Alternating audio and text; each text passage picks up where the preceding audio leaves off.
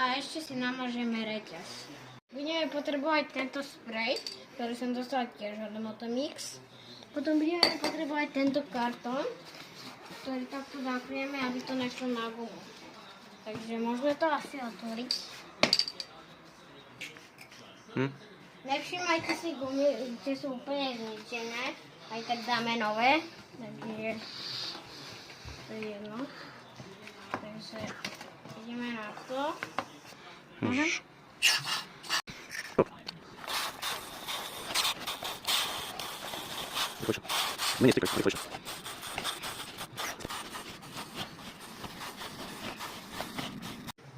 Reťaz máme namazanú.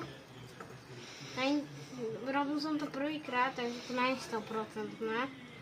A ďakujem Motomix za tento sprej, aby sme si mohli namazať reťaz. Ak chcete vidieť ďalšie takéto videá, kde robím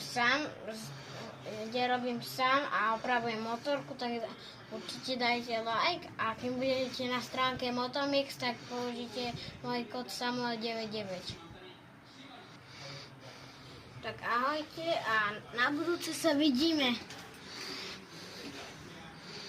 Ahojte.